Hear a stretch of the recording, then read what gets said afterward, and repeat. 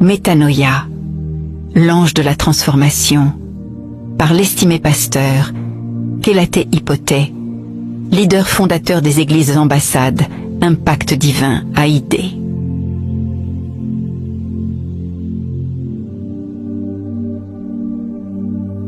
La paix du Seigneur soit avec vous. Soyez les bienvenus dans cette rencontre quotidienne autour de la parole de Dieu. Pour ce lundi 3 août 2026, notre méditation porte sur le thème « Notre procuration divine ».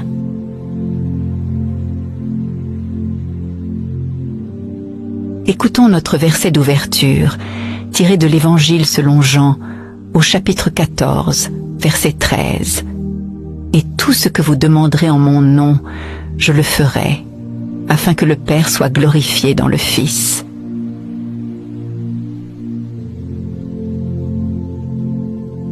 Une procuration est un acte juridique par lequel une personne, le mandant, donne à une autre personne, le mandataire, le pouvoir d'agir en son nom et pour son compte.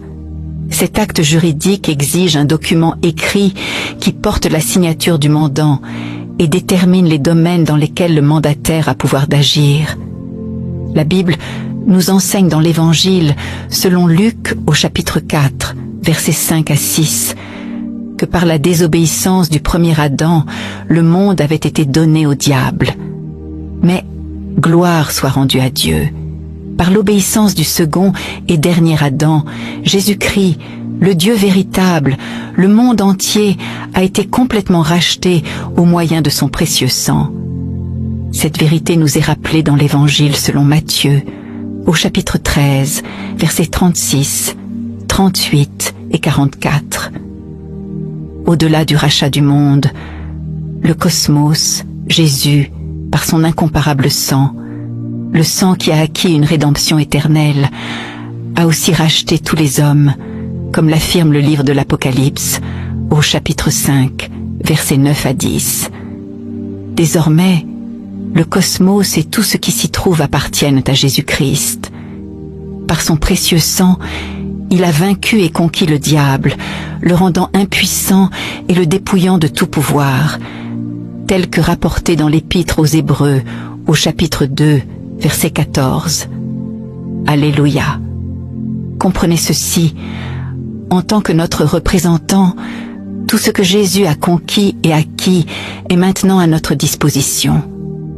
Sa mort était notre mort, son ensevelissement était aussi le nôtre, et enfin, sa résurrection fut notre résurrection.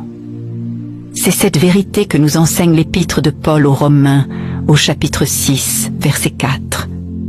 Après sa majestueuse résurrection, il fit cette déclaration unique et solennelle dans l'Évangile selon Matthieu, au chapitre 28, verset 18. « Tout pouvoir m'a été donné dans le ciel et sur la terre. » Remarquez que notre mandant divin a dit « tout pouvoir » et non un pouvoir ou quelques pouvoirs. En plus, il a délibérément indiqué l'étendue de ce pouvoir, dans le ciel et sur la terre. Gloire à Dieu. Jésus, le seul sauveur du monde, a reçu le nom qui est au-dessus de tout nom. C'est le seul nom par lequel quiconque croit peut être sauvé sous le ciel. Cette vérité est proclamée dans le livre des Actes des Apôtres, au chapitre 4, verset 12.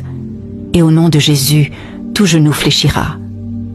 Pas étonnant que ce soit ce nom qui est au-dessus de tout nom qu'il nous a donné comme procuration divine, un mandat illimité, à la fois transcendant et transfrontalier. Oui, il a donné procuration à tous ceux qui croient réellement et sincèrement en lui, ceux dont il est le Sauveur et le Seigneur éternel. Ne craignez donc plus rien. Vivez en son merveilleux nom et utilisez-le pour exprimer votre mandature illimitée sur la terre. Il nous a donné tout pouvoir. Nous sommes des mandataires divins, des agents de développement divin pour servir à sa gloire. Vous pouvez tout recevoir en son nom.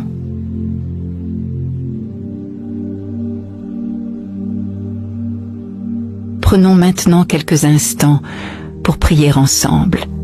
glorieux Père, je te rends grâce pour le merveilleux nom de Jésus que tu m'as donné comme procuration, afin que je vive par lui pour ta gloire. Je reçois la sagesse et la révélation de ce nom, au nom de Jésus. Amen. Recevons avec foi cette sagesse divine. Grandissez en sagesse, en grâce et en stature, et vous pourrez mieux utiliser votre procuration.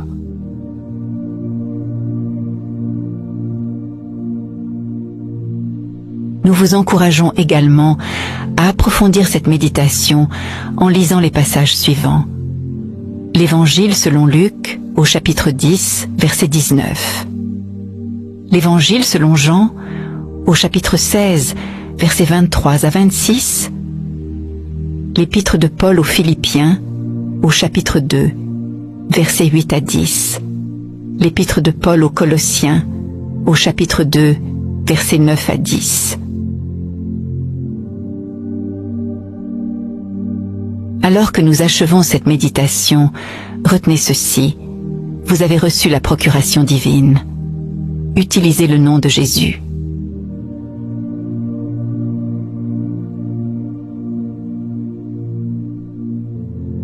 Si vous n'êtes pas encore né de nouveau, nous aimerions vous donner l'opportunité de faire de Jésus-Christ le Seigneur de votre vie. Priez maintenant avec nous de tout votre cœur. Ô Seigneur Dieu, je crois de tout mon cœur en Jésus-Christ, Fils du Dieu vivant. Je crois qu'il est mort pour moi et que Dieu l'a ressuscité des morts. Je crois qu'il est vivant aujourd'hui. Je confesse de ma bouche que Jésus-Christ est le Seigneur et le Sauveur de ma vie à partir d'aujourd'hui. Par lui et en son nom, j'ai la vie éternelle. Je suis né de nouveau. Merci Seigneur d'avoir sauvé mon âme. Je suis désormais un enfant de Dieu. Alléluia. Si vous avez fait cette prière avec foi, vous êtes désormais enfant de Dieu. Alléluia. Merci d'avoir été avec nous pour ce temps de méditation. Que la lumière de Christ éclaire chacun de vos pas et que sa parole demeure vivante dans votre cœur. Nous nous retrouvons très bientôt pour un nouveau numéro de Métanoïa, l'ange de la transformation.